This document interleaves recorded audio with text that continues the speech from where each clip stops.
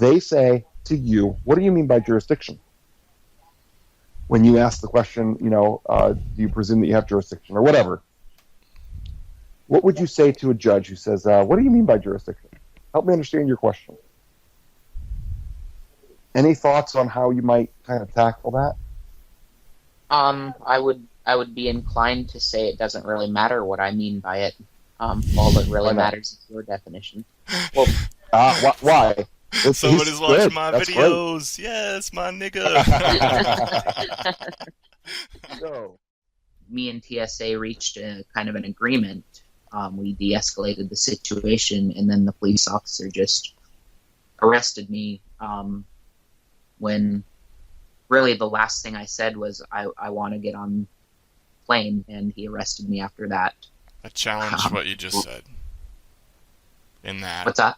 I challenge what you just said in that you said that the TSA person de-escalated. No. He was lining you up for the slaughter. I mean, the only way he was probably thinking that you would that would de-escalate is your instant compliance with anything he wanted. That would have de-escalated. As far as you know, Robbie, his job is to sit, according to his training, according to a manager who just spoke to him 10 seconds earlier before coming out to approach you, was your job is to keep this gentleman calm and restate our things knowing we're being filmed until the cops arrive, because they just told us they're 3 minutes out. And you're sitting there thinking that you're making progress because you're right for 3 minutes or 10 minutes. Right. You ain't shit. You just don't know it because you can't hear the walkie-talkie. He's just waiting for backup. Yep. That's all that's going on. You didn't score any points at any time. You disobeyed a religion. How dare you? Now, if you want to point to your family and friends to what is going on, I'd point to that. Go ahead, Gary. I'm sorry. Yeah, and I wouldn't be surprised if he'd have said, you know what, anarchy is a great idea. Yada yada yada. Let's tell me about it. Yeah. While the cops are on the way. Yeah. Right. Just waste time. Yeah. I've seen that. Yeah. I've seen that out of prosecutors and everything, trying to get confessions in that instance.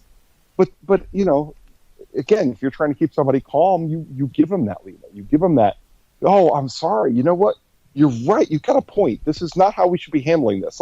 Let's step aside over here and then not handle it this way. Yeah. Step over here while the cops are closing in. Oh yeah. And listen to what he said when the cop was there. He interjected with what? With the training manual script while he knew he was being filmed. It was, these are the steps I took. This is why I called the police. This is why I think this should happen. It was a testimony he was giving. And keep in mind, he does this routinely. Routinely. I mean, you're not the first person I know. Hell, there's somebody who would probably be on this call. He actually just texted me a little bit ago saying he was having internet problems. There'd be a guy on this call right now who did the same thing. Mm-hmm. That's how small this world is. Yeah. You're a boring story his girlfriend does not want to hear at the end of the day.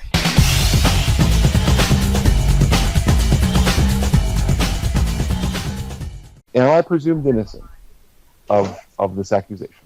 Is a softball question. Another softball question is, do I have the right to be informed of the cause and nature of these proceedings? Do I have the right to plead guilty? Dangling the carrot. Right? So that's the kind of softball that'll make them smile. Yeah. Because it'll come back later on when they're trying to act like you don't have the right anymore. And then you can ask them, do I still have the right or did I just lose it? But we'll get back to that. Yeah, that's when you would want to bring up the issue of jurisdiction because that is relevant. Well, yeah. There we go. So is there a burden of proof right now? No. So he didn't have to do a thing. He has no burden to drag me in here. There's no burden placed upon him to make sure he's not dragging people in without good reason. Under threat of bench warrant violence, should they miss it. Just getting that cleared up, Judgy. You're really saying that there's no burden upon that prosecutor, that you'll drag anybody he points at into your court? Which is why this is firmly in the medium ball category. Yeah, this is a Well, but I mean, we're kind of getting out of the softballs because there's not how many anymore. I don't know. I only anymore? usually three or four ought to do it. I mean, Right. yeah, 2, 3, 4. Yeah. Right. If we only got 12, especially, right? We're making a list. We Yeah. kind of dropped off the conflict of interest thing with the judge being paid by the by the plaintiff. Much like the element of jurisdiction being proven, that's one of those old directions that you can head down if there's something specific kind of prompting it, but you're going to end up down that. You're going to end up deadlocked and at a Mexican standoff on one of these issues. And the issue of evidence of jurisdiction is the best Mexican standoff there is, I think. Yeah. Yes. Sometimes when you ask a question like that, you kind of bind yourself to at least 3 questions total just to get to the end of that yellow brick road. And then you end up in a standoff that's not as good. Yeah, you will never get an answer to the hardball questions. That's the point. Yeah. The point It's harder is to that get he's to. not answering them. It's more of an effective defense when used offensively. I don't know. It kind of lets them know. Yeah. You know, your level of game is not basic here. Yeah. And from their perspective, again, this is a political game. You're trying to make them look bad, and they know that conflict of interest, their boss doesn't give a rat's ass about it. Right. So, or the while elements. it makes a good point, But he does care about jurisdiction. but he does care about the fact that he was supposed to make it look like you abandoned your challenge of jurisdiction. Obedience. He's supposed to make you comply with dropping the question. And if he's not doing that well, he's not doing his job well. Of manipulation. Of manipulating you, of convincing you, of doing that whole good cop, bad cop. Just like we do when we're playing judge. Getting you off topic, getting you off track, getting you to move on, getting you to get that plea in. Without resorting to overt, blunt violence. Which is oddly enough a loss, which is oddly enough why Noel's judge did not do a good job. He had to make it a little too obvious. You see, he went straight to knocking the chessboard over, so to speak. You know, and straight to that, based upon the idea that Noel would not go to the next level of the game. And you know what? That was done to me, and I didn't go to the next level of the game. I threw money at a lawyer. I didn't want to risk going to jail again. I did exactly what he did. Ended up a week in jail. Threw money at a lawyer to never set foot in that courtroom again.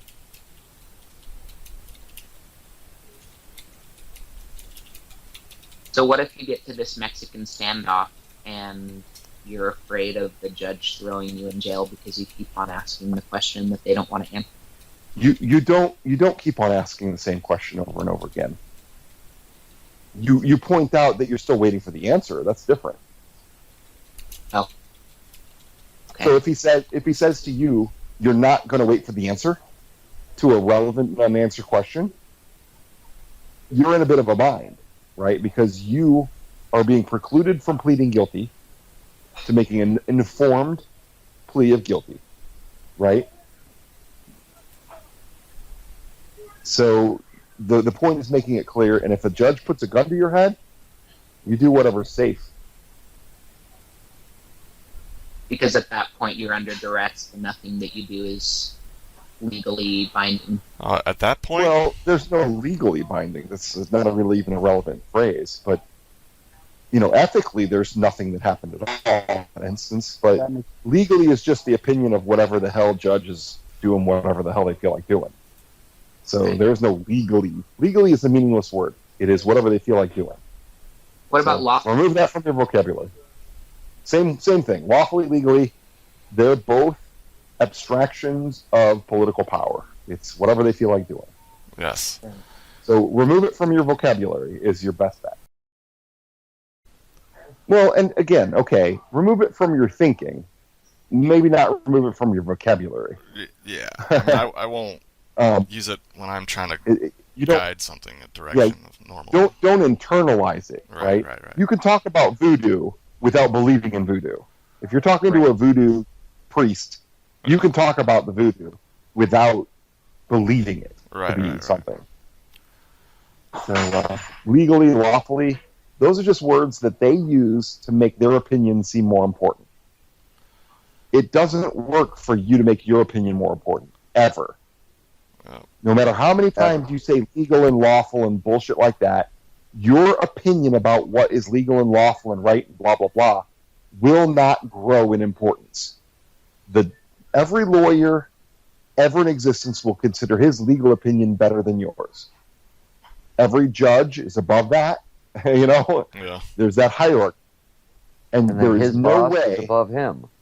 Yeah, there is no way for you to bolster your opinion on things with the word lawful or legal. And that's where lawful came in, is people were noticing the problem with legal, and they started clinging to the word lawful with that common law thing, where it's like, oh, there's an ancient code of honor that has me being right, not them. Haha, I'll use that word.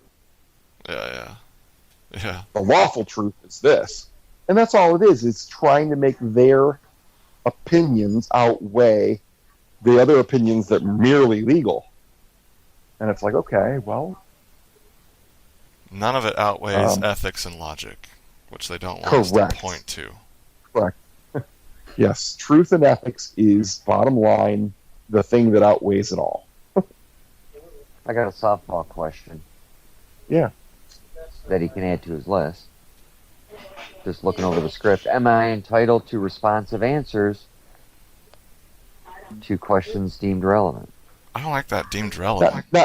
I don't like deemed relevant. Deemed by who? Yeah. Deemed is an act by somebody. It almost asks permission. They are relevant or they're not.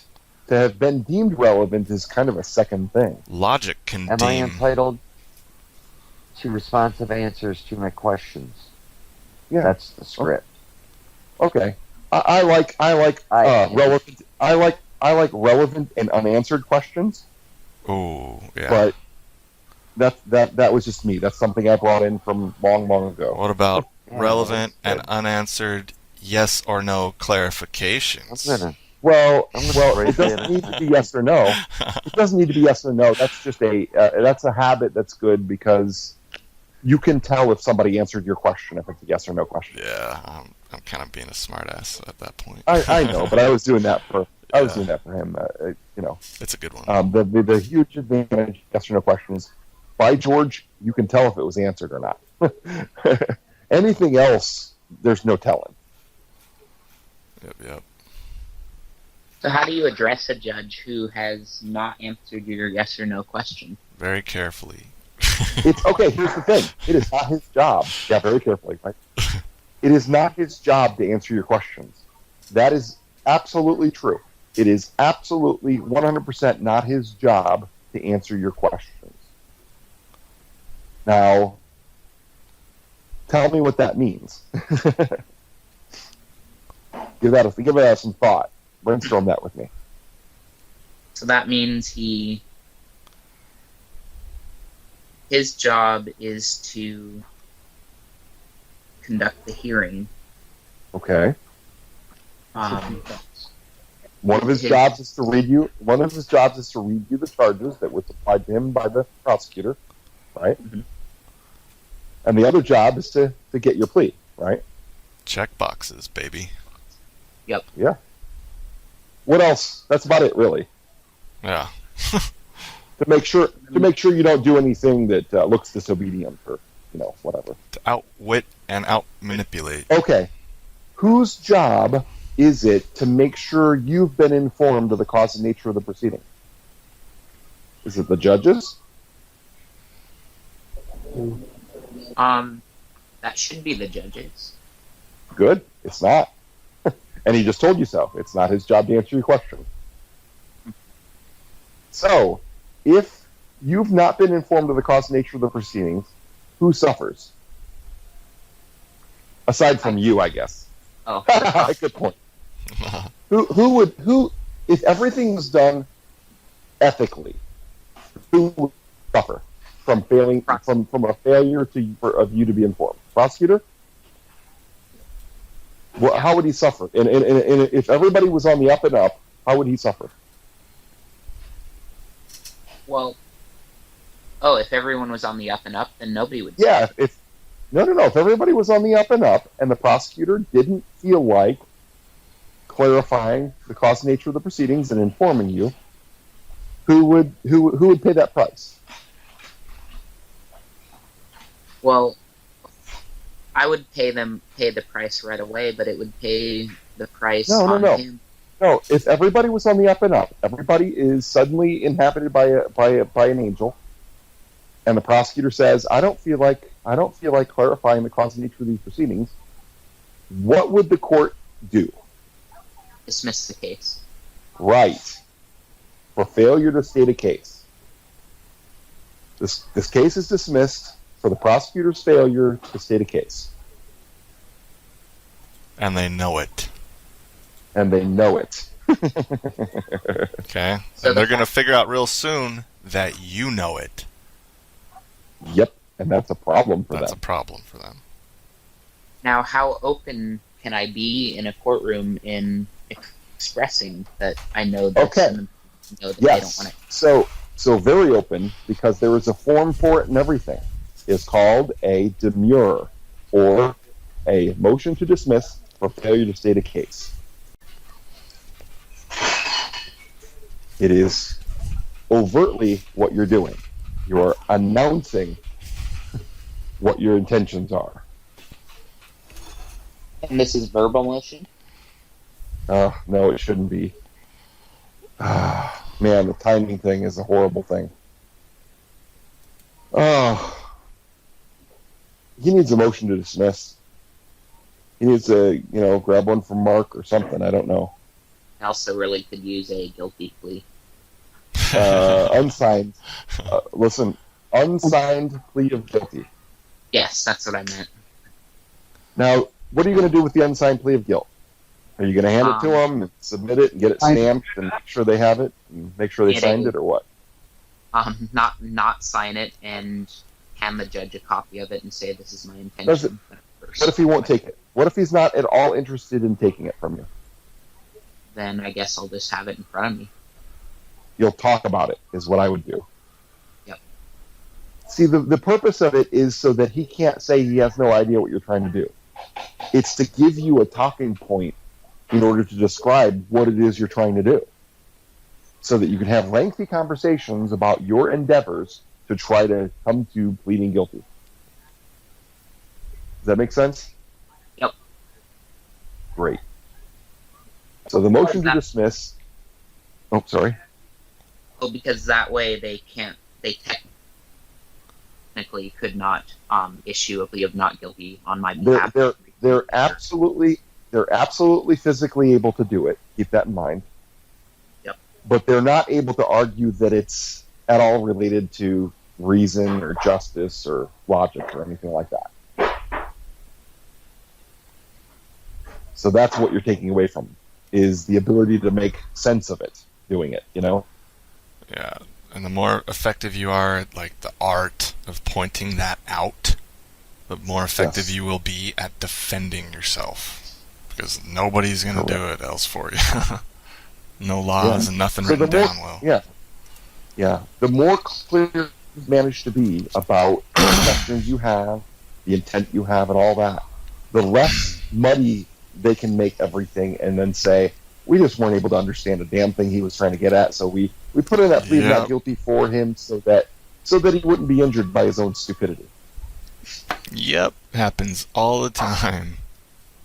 Every day. Our day. To people in this room. Yes. In different ways this happens. But this is kind of black and white, I guess, big picture. It's rough. But if they do threaten me with contempt of court or something, then at that point I just do whatever I want. That's a great point.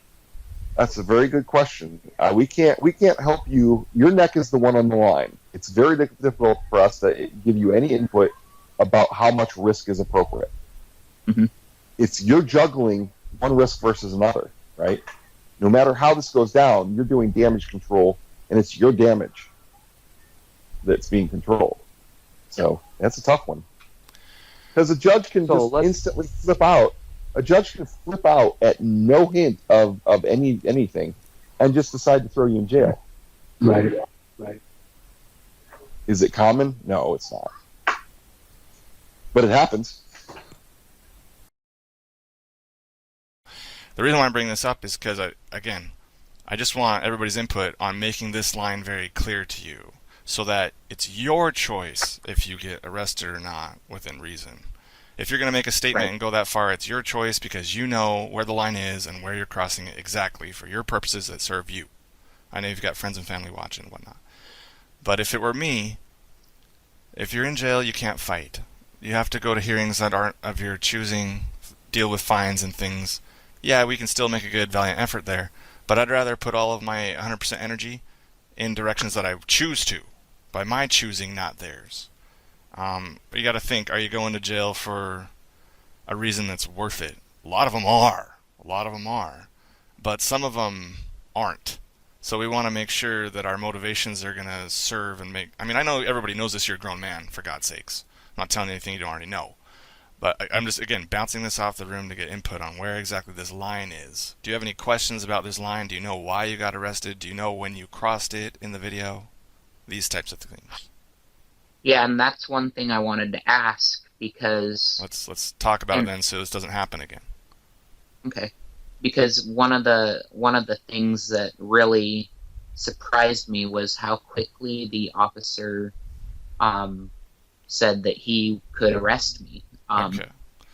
And when I pointed out, I said, you can't do that. That would be assault. I did that sort of intentionally because I knew that might have been the point that I crossed the line. Okay. I don't mean to say that you crossed the line. That makes it sound like you did something wrong. But you're very good at, instinctively pointing to that because to him that doesn't mean anything. See, this is the heart of it. It's not assault to him. It might be assault to you, and it might be right to be assault, but it's not assault to him at all. So you're now speaking totally two different languages. And furthermore, he clearly is never going to get punished for that assault. Right. Right? The idea that he's going to get punished for that assault is a pipe dream. Hell, we have enough trouble trying to get them punished for proven perjury during testimony. An actual assault. You can prove perjury. Yeah. Yeah. Yeah. You can barely get them punished for assault when they're out of uniform and doing something without any reason to their girlfriends or whatever. So the idea of assault while he's on the job, while he's following the orders of his whatever command, is not. He knows better. You're wasting words. Yeah. Why didn't you get tasered? And it's very... I'm going to convince him to back off, right? Mm-hmm. It's not. So again, pointing to this line, like, why didn't you get tasered? Because after a while I stopped resisting. Right, because there's a line there, and you know about it. Right, just so you don't resist in that way. But my point is, verbally you were crossing the verbal, you're going to get arrested line.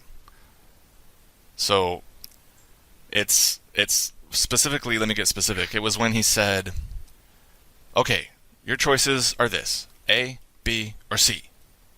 And at that moment, he had a path in his head that was going to be followed, and it was only a matter of time. You were going to comply with one of those three. It was, go through this, or leave. Now, if you continue to go through the loop, he didn't say so, but the fourth option was you're getting arrested. So then, did you notice when you said, well, you went through the loop again and said, no, I want to do this instead.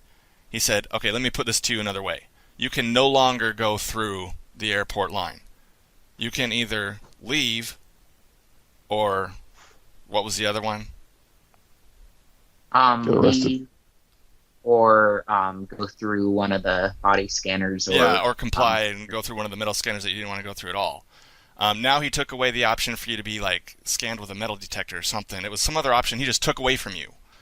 And so that was a moment where I was like, oh shit, he is stepping up the game. He took an option away from you, and he said, now you can leave. So when you cross that line again, that's where in his training and in his brain, it's like, oh, I did my flow chart, yoink, arrested. And as soon as that decision is made, it doesn't matter shit what comes out of your mouth after that. You're going in jail. Right. So this line needs to be, differentiated, like in your head, exclamation point, so that you know. It doesn't, here's the thing that's such a biggest shock to people. Being right doesn't mean dick. You can be right to heaven high come. The only thing that matters is his handcuffs, his force, his walkie-talkie. All right? He's right. We live in a country where they're right. They've got the guns. That's reality. So we have to be clever and know what's up, and it's a battle of words and wits out there. That's just my opinion. But not with That's just my opinion. Not at the roadside, though. Not at the roadside, yeah. Roadside philosophy is the most dangerous sport there is. Yes. Leading to additional charges. Nothing probably causes more additional bullshit charges than getting stopped in a car. Jesus. That's the video right there? Assuming? Yep. Yeah.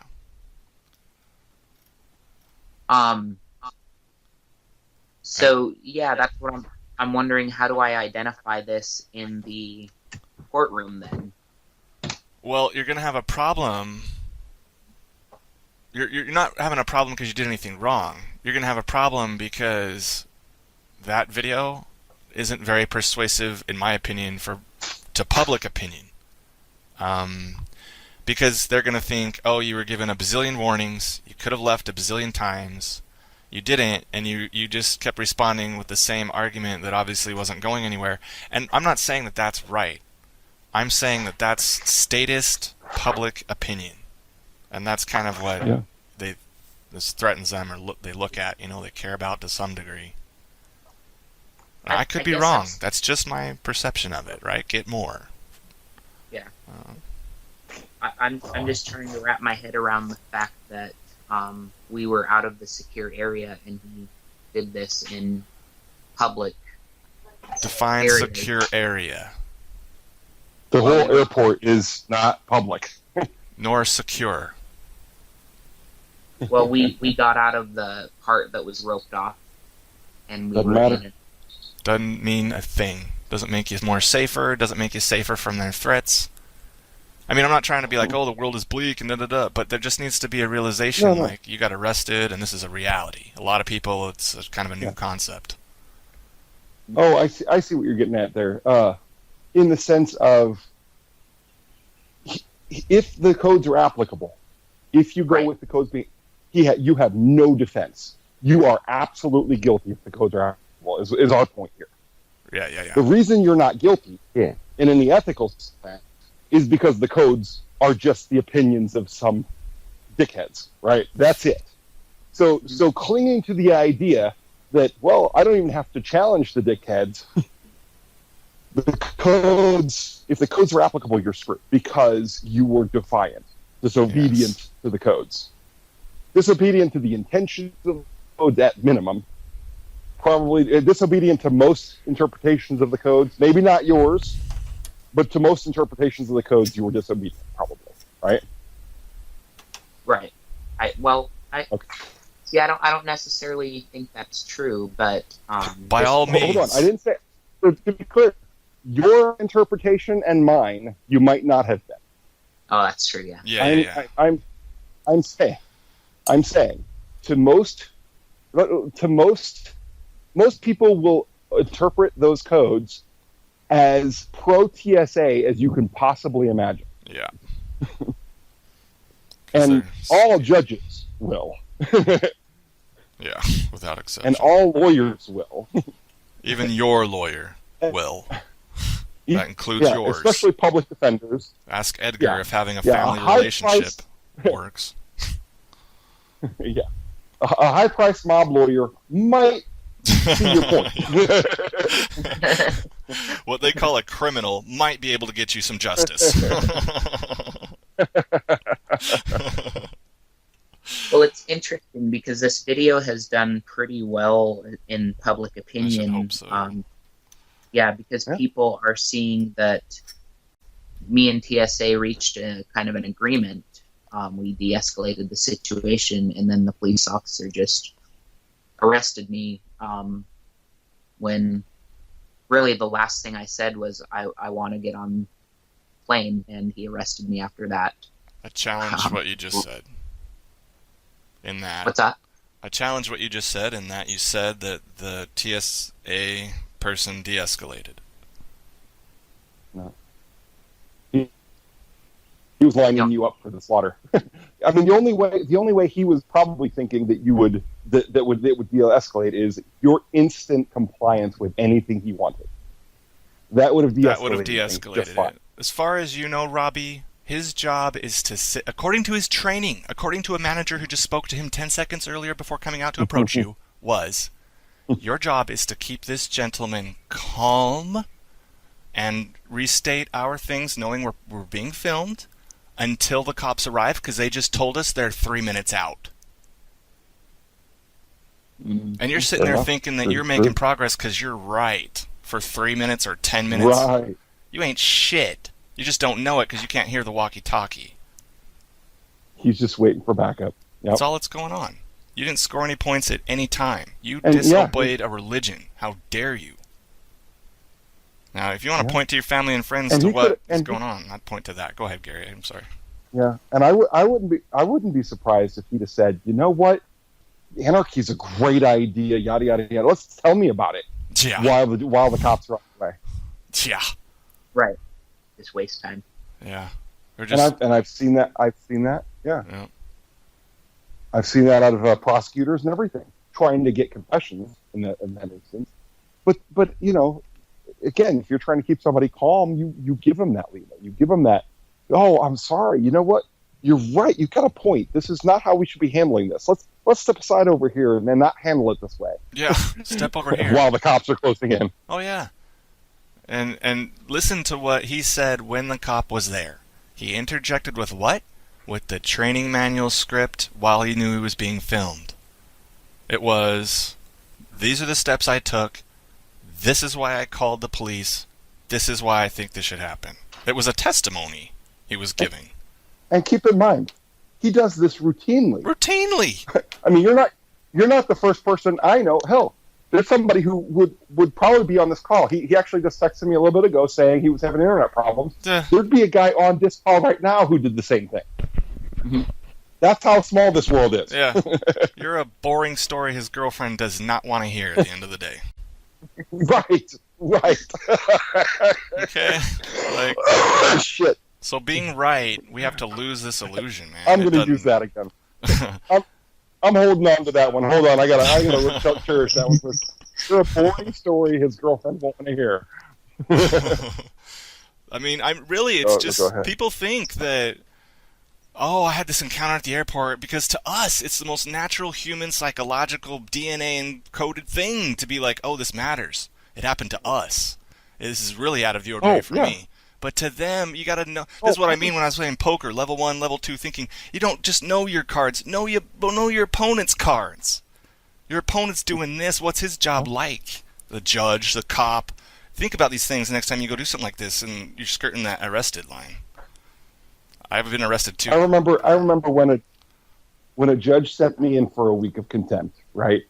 I remember thinking, it's like, oh hell, this judge did something never been done before. Oh, you know, I was like, what I need to do is go ahead and get a hold of someone with like the ACLU or something like that. They'll have a field day with this, right? This injustice, this blatant demonstration of callous injustice.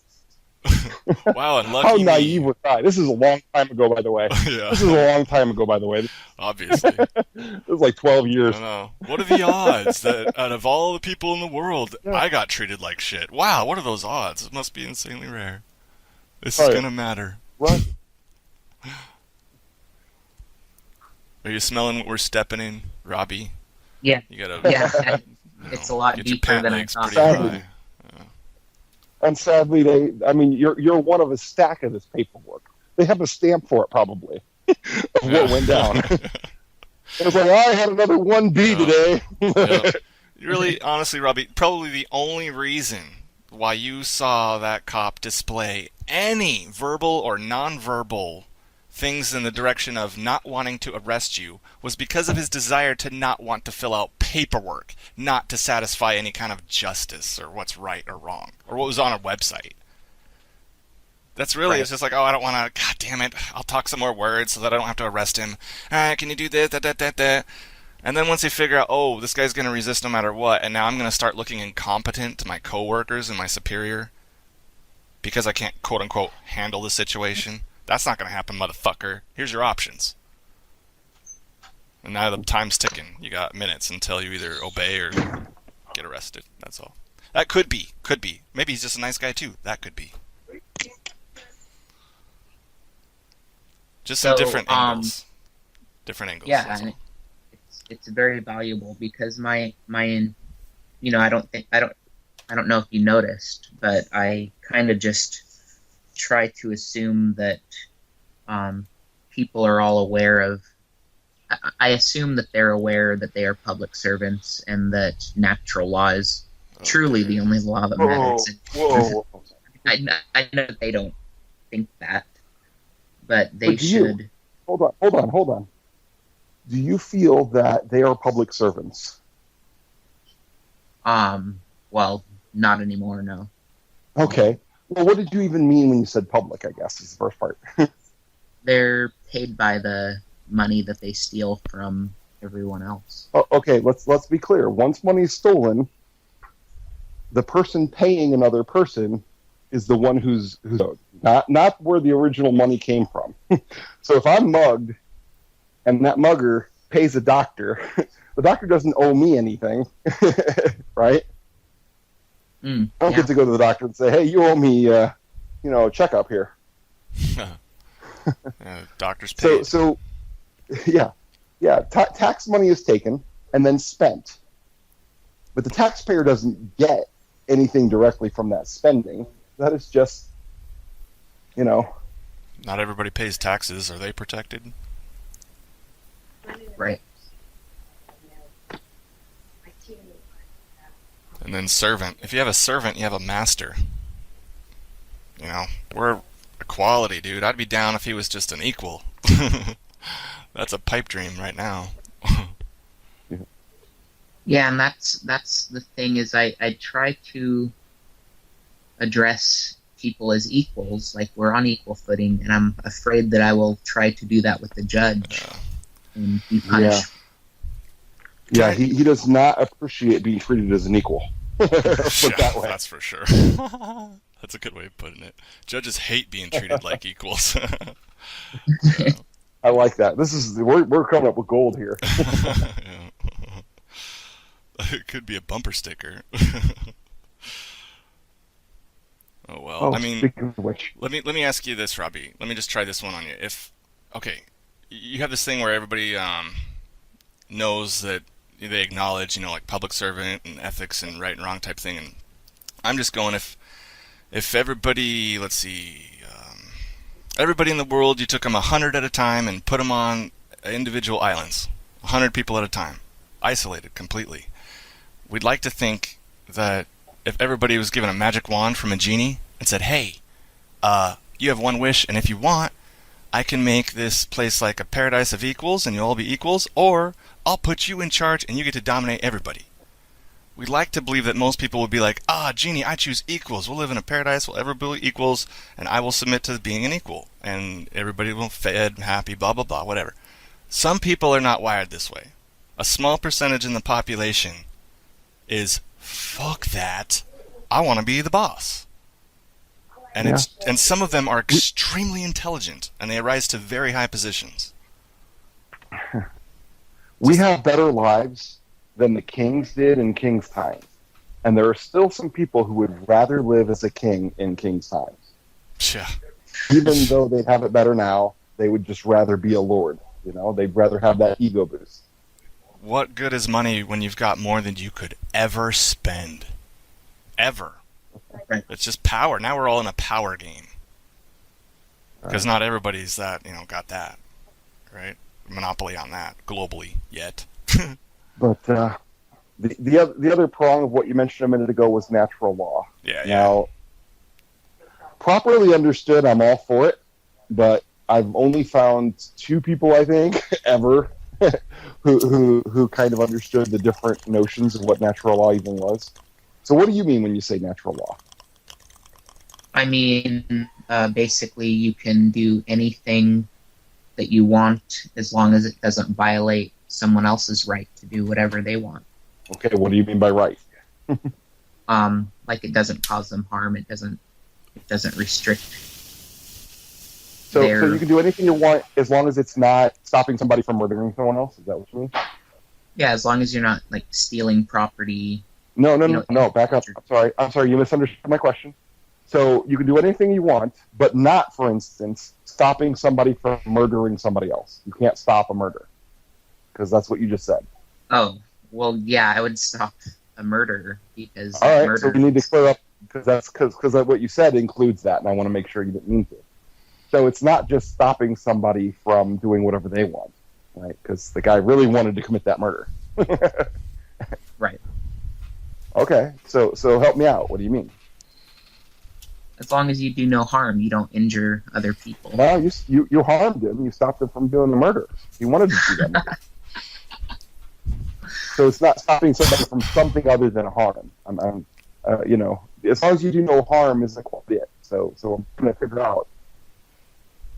How about you harmed him? Initiating what? Initiate aggression. You cannot initiate aggression. Okay. Fair enough. That kind of covers universalizability is the word I was looking for, but that covers it just fine. So, okay, non-aggression. Fair enough.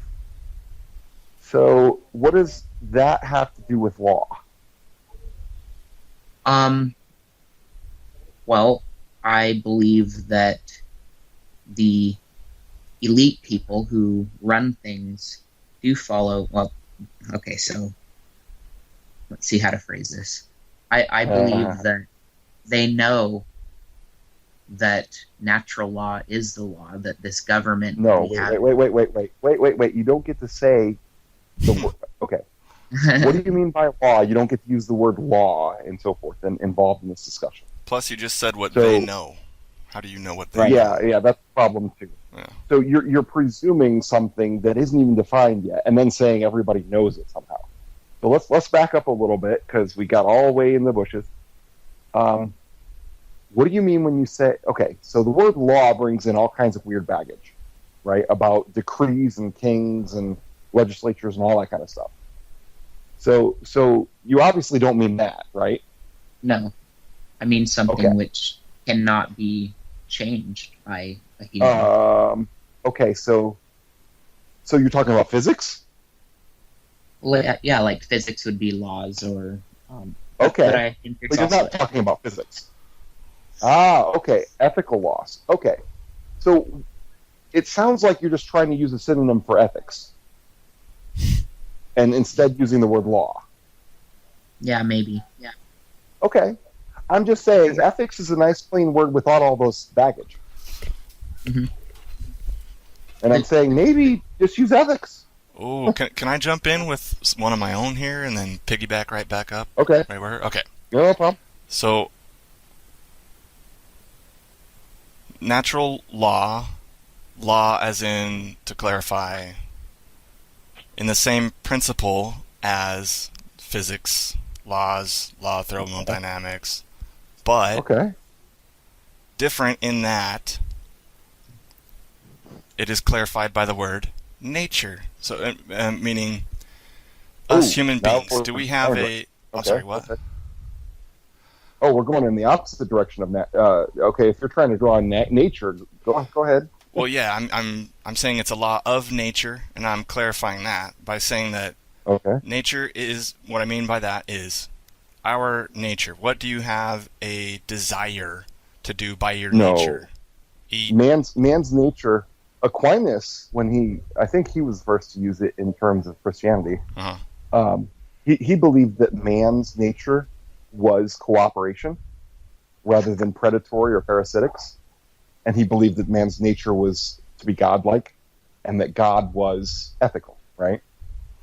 So he believed that man's nature was ethical, and that the corruption of it by Satan and so forth was unnatural.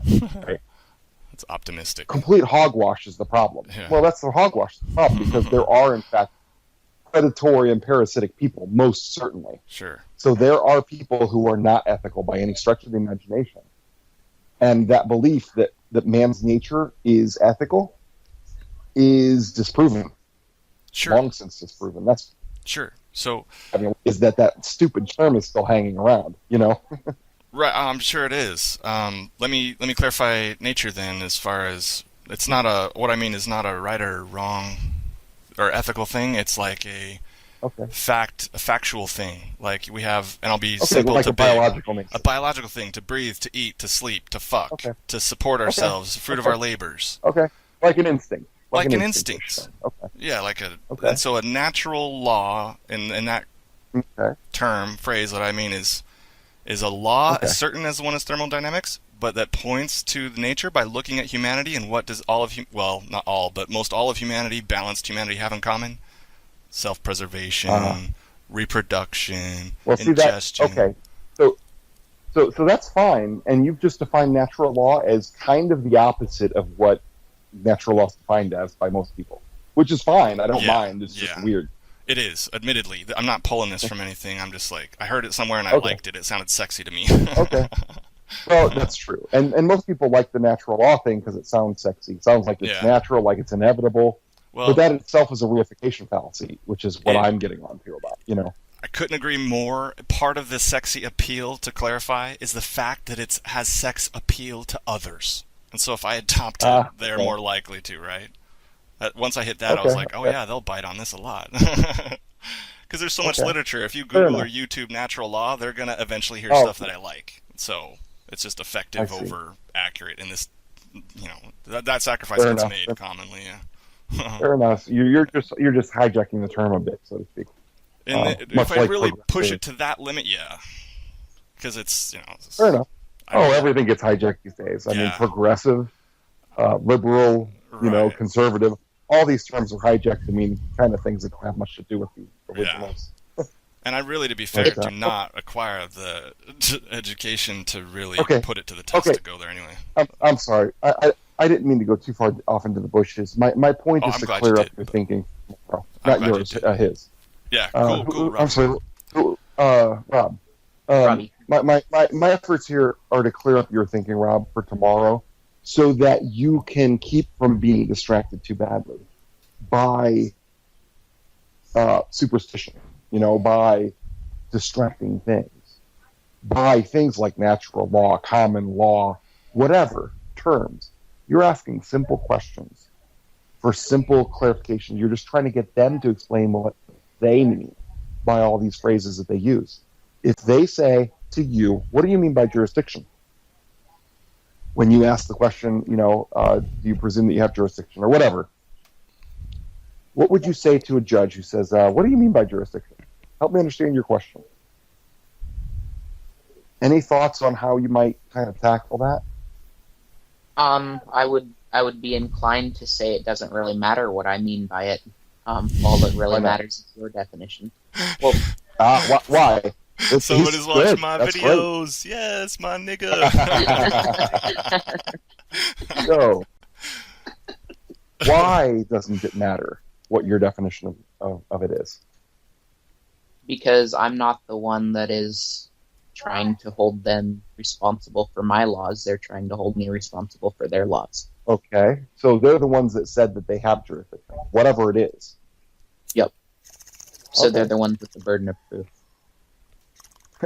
Well, I mean, so if you were to phrase it, you could just come back and say, well, I mean, somebody told me that you have jurisdiction. If nobody here wants to say you have jurisdiction, we can go home. If somebody here is saying you have jurisdiction, let them figure out what they mean by that. Okay. And that's the attitude, not necessarily the phrase you would use.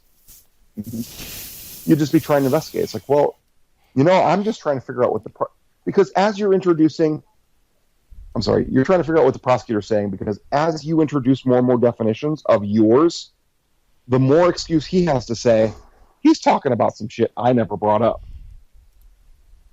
You know?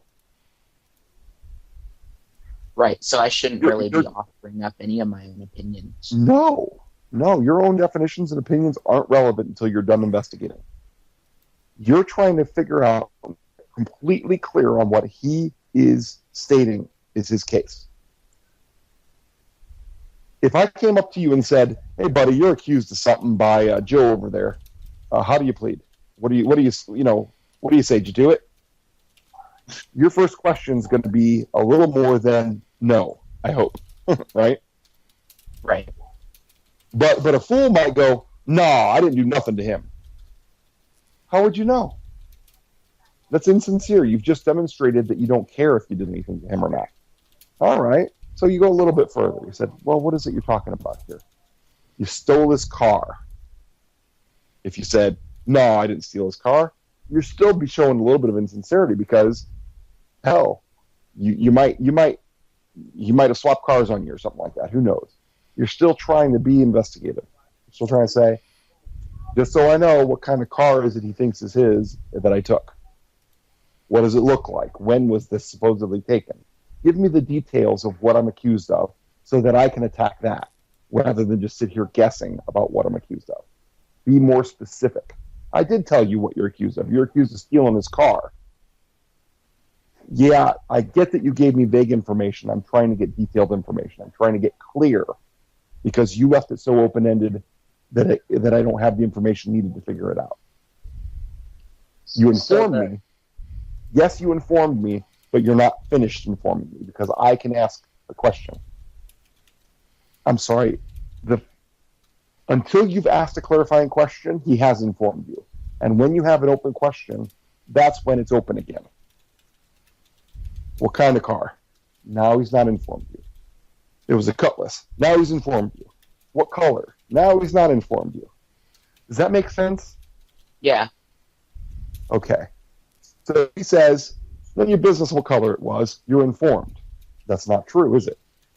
No. Because you're trying to get a clarification that is yet unanswered. You say, "Well, it's not. I'm not informed because I don't know what color it is. I asked about what color it is." So then, I'm not fully informed. Sorry. Go ahead. Sorry. So then, if they pull the issue of, well, jurisdiction is something that we'll go over later. Yes. Okay.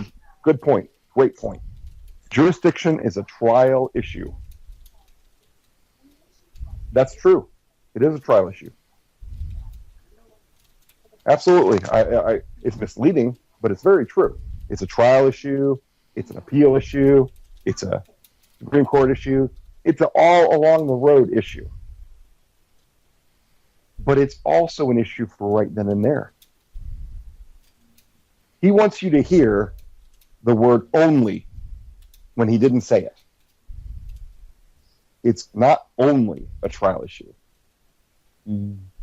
So you can ask, "Oh, are you saying that it's only a trial issue and not something you're concerned with now? Are you saying that you don't care if you have jurisdiction at the moment? And that you're going to order me about anyways? Are you saying that you don't know or care if you have jurisdiction right now?" Get a confession. You know what I mean? Mm-hmm. So the injustice is coming not from the fact that they are necessarily trying to use jurisdiction to hold you accountable for that crime, but the fact that they're using jurisdiction without evidence of having it and forcing you to enter the courtroom because of that. Jurisdiction is the concept that they have the right, ethically, to do what they're doing, to act upon you. And it has a legal component as well, but I'm just talking about the ethical side of things for the moment. Is that adjudicate?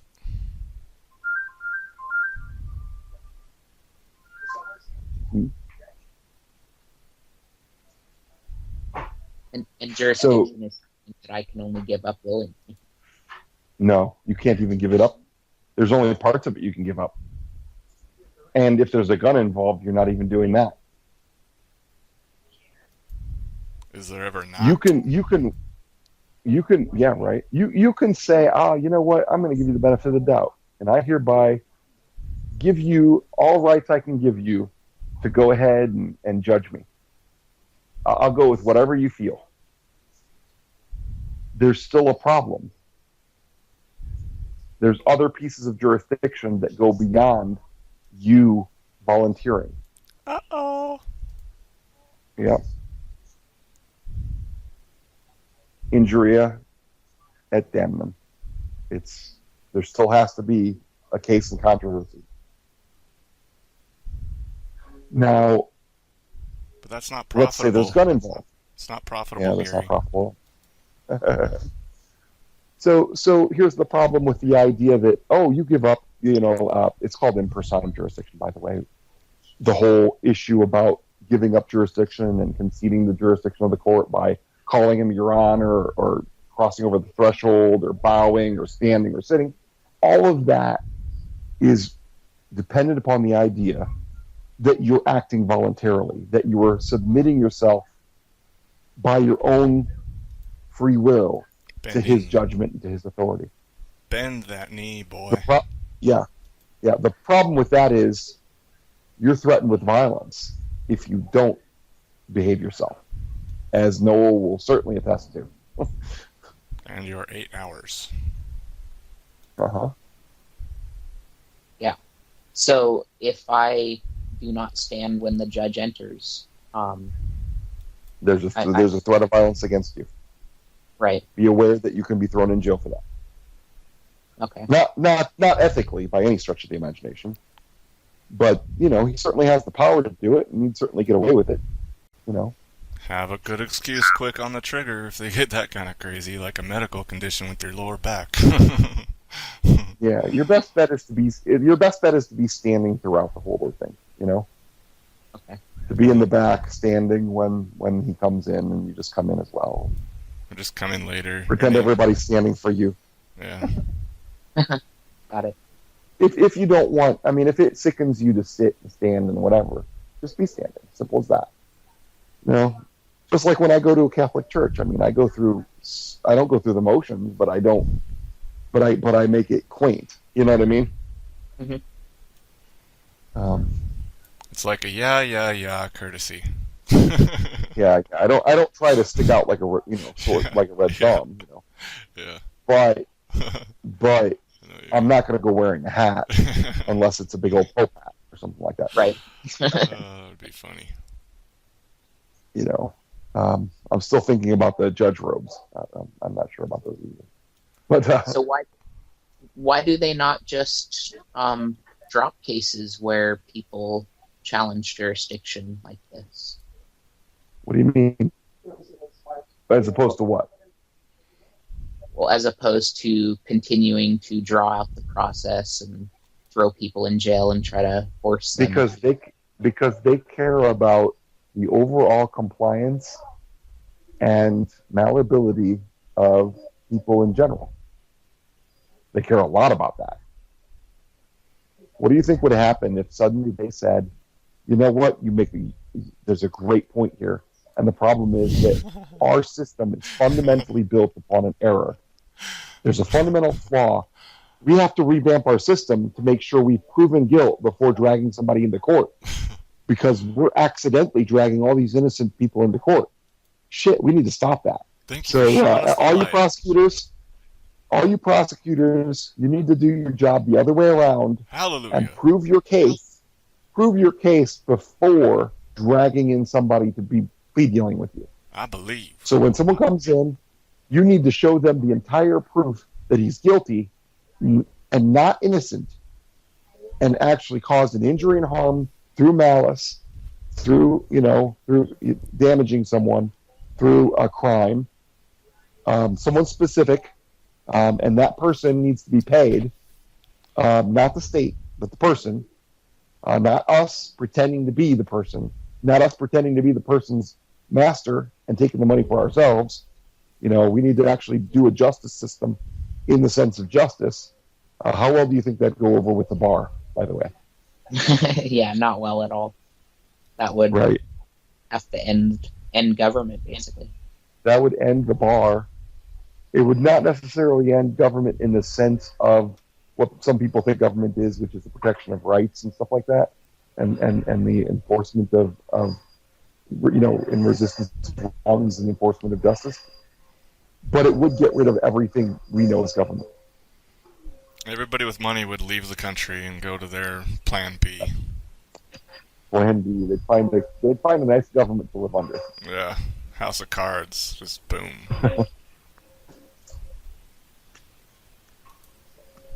Unless you're in the military, then you sign over jurisdiction. Isn't that convenient? And they have evidence of jurisdiction. They can pull it right out and show you the signature.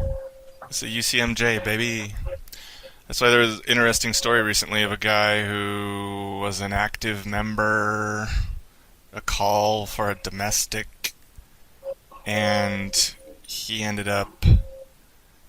ended up dying, right? A cop and a woman who lived there or something at the scene. I don't know if she lived there at the scene, but he made it out alive. He must have negotiated, quit, or whatever, but he didn't even get shot. So he's an active military member, but a civilian cop is a result of this incident. So it's going to be real. I'm going, what are they going to do with jurisdiction here? And how?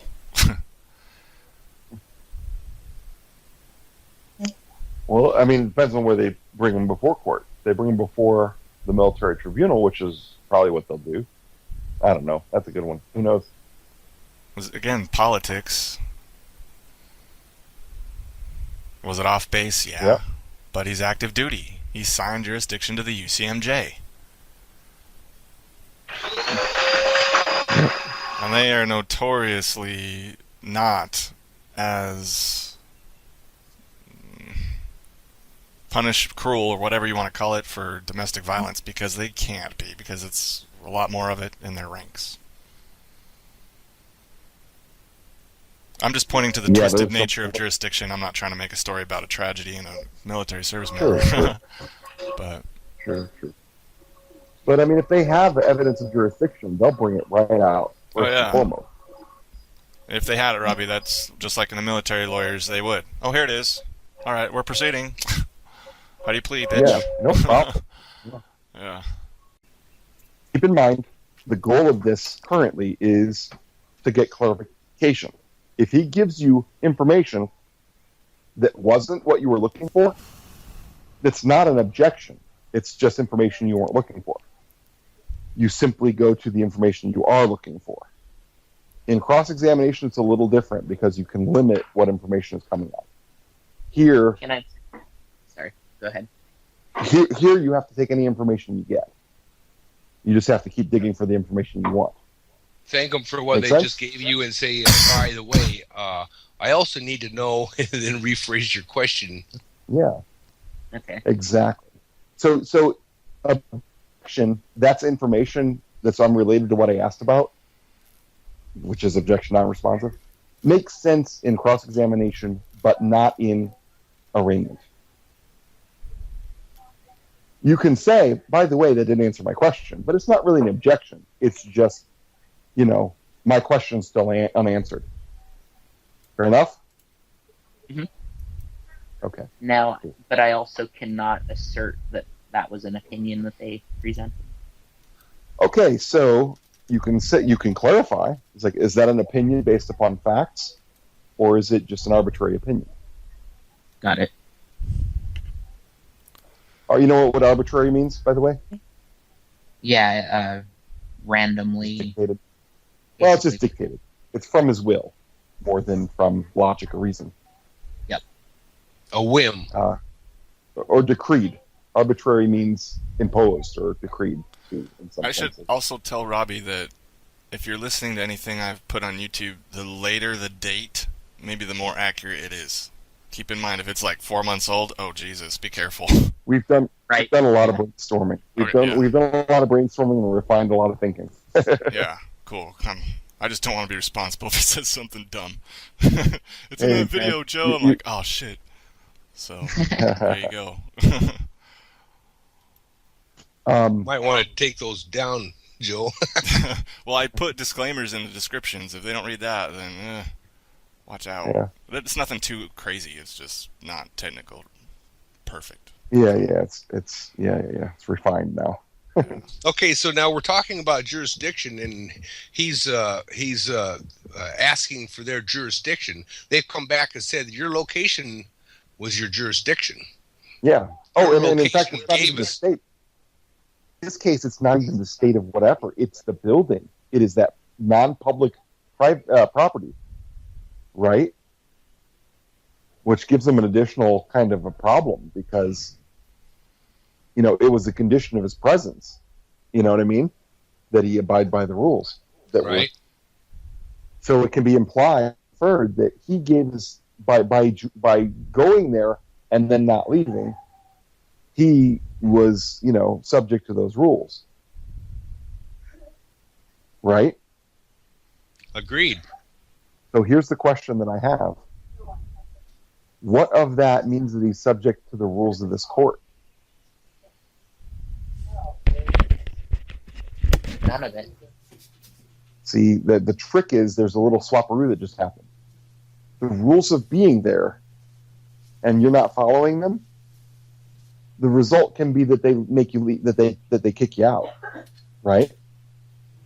And if they'd kicked you out, if they'd taken you and pushed you out the door, I kind of almost, aside from the problem with public property and stuff like that, if it were, that aside, I'd say, you know what, you really don't have much of an ethical leg to stand on. You came in, you didn't want to follow rules about being there, they made you leave. But here they're taking it a step further and wanting additional things under the guise of you not following that early rule. So it's not about whether or not they have jurisdiction to make you leave the property that's being discussed. It's about jurisdiction in making you accountable to whatever the judge feels like punishing you with. That's in question.